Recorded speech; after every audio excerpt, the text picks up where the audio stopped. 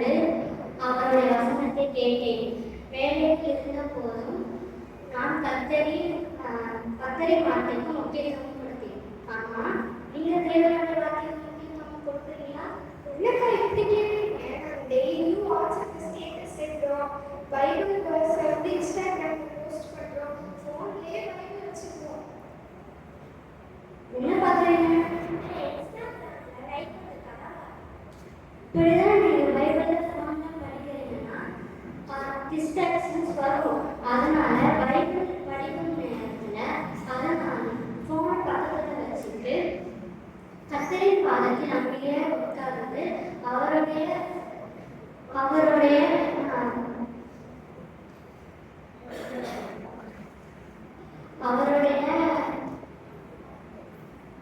அவருடைய வார்த்தையில் கவனம் செலுத்தினாங்க.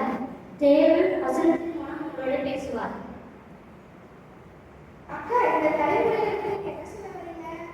நீங்களும் என்ன போல உங்களை விட்டு எடுக்கப்படாத நல்ல பார்த்து தெரிந்து கொள்ளுங்க.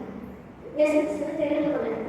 நன்றி தலைமுறைக்கு கேவலமான அற்புதமான வார்த்தைகளை சந்திக்கிறேன். அடுத்தது நம்ம பழைய தலைவருக்கு என்ன சொல்லி யார் வேணா பார்ப்போமா?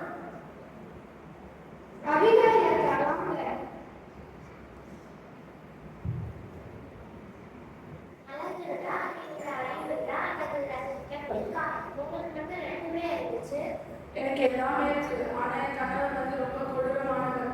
அவர் யாருக்கும் உதவி செய்ய மாட்டார். தாவீது வந்து என்கிட்ட உதவி கூட உதவி செய்யவே இல்லை. இதோ வந்து அவர் தோற்றிருக்காரு. அப்படிதான் தாவீதை பத்தி தெரியுமே, கிரேட் வாரியர், கிரேட் ஃபைட்டர். அவர் வந்து என் குடும்பத்தை அழைக்கணும்னு நினைச்சாரு. நான் வந்து என் கடல் தந்த ஒரு புத்தியை நான் வந்து பயன்படுத்தி என் குடும்பத்தை காப்பாற்றேன்.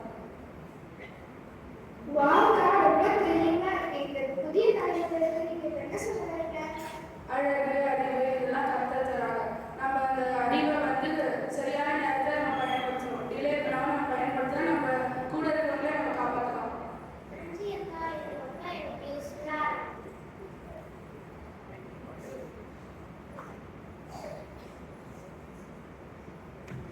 அடுத்தது நம்ம நிகழ்ச்சிக்கு யார் பார்ப்போமா? வாங்க பிரிஸ்கில்லா அக்கா. இப்போ தலைமுறைக்கு யாருமே அவரை பத்தி அதிகமா தெரியாது. நீங்களே அவரை பத்தி வீடியோஸ் கொடுத்துருக்கீங்களா? நானும் பழக ஆகியலாவும் கொஞ்சம் யோகா தான் இருக்கோம். நாங்கள் தூரம் கைக்கும் வெளியே தொழிலாளர்கள். ஆனால் கிலோமீட்டர் எல்லா யூனிவர்சிட்டியும் ரோமிலிருந்து வெளியே சொல்லுவாங்க. நாங்கள் புரிஞ்சுட்டு வரோம். அப்போதான் நாங்கள் அப்போஸ்தலர் பவுலை சந்தித்தோம். அவர் மிகவும் சிறந்தார். அந்த நேரத்தில் தான் எல்லா சமயங்களும் ஒழுங்கப்பட்டிருந்தது. அதனால நான் எல்லா விசுவாசிகளும் எங்க இல்லைன்னு தான் சொல்லிட்டாங்க. எங்க எல்லாருமே சபையாக மாறியது. பின்னர் நாங்கள் அவ்வளோவே சொல்லிச்சோம். அவர் வந்து மிகவும் அறிவுள்ளவர். ஆனால் அவருக்கு யோகா தந்த ஸ்தானம் எல்லாம் தெரியும். இயேசு கிறிஸ்துவை பற்றி அறிவு ஞானம் இல்லை. கொஞ்சம் ஏதாவது புதிய காலத்தில் தவறு செஞ்சால் போதுமே அது சோசியல் மீடியாவில் அப்லோட் பண்ணி நாங்கள் ஒரு பெரிய கலவரமாக நான் போடுவேன். ஆனால் நாங்கள் அப்படி செய்யறது அவரை எங்கள் வீட்டுக்கு அழைத்து அவருக்கு இயேசு கிறிஸ்துவை பற்றி விளையாடுறோம். பின்னர் அவரை விளையாடுறதா இருக்கும். ரொம்ப டெடிகேட்டடா இருக்கீங்கக்கா. இந்த தலைமுறைக்கு நீங்க என்ன சொல்ல வரீங்க? வேலை ஊழியம் எதுவாக இருந்தாலும் அது பெரியதா சிறியதா என்று சொல்வதல்ல. நம்ம தேவனுக்கு அர்த்தமா இருந்தாலே அதுவே பெருசுதான். அடுத்து நம்ம பழைய தலைமுறை நிகழ்ச்சிக்கு யார் வேணா பார்ப்போமா? வாங்க தேவரா அக்கா, போருக்கு ரெடியா வரீங்க?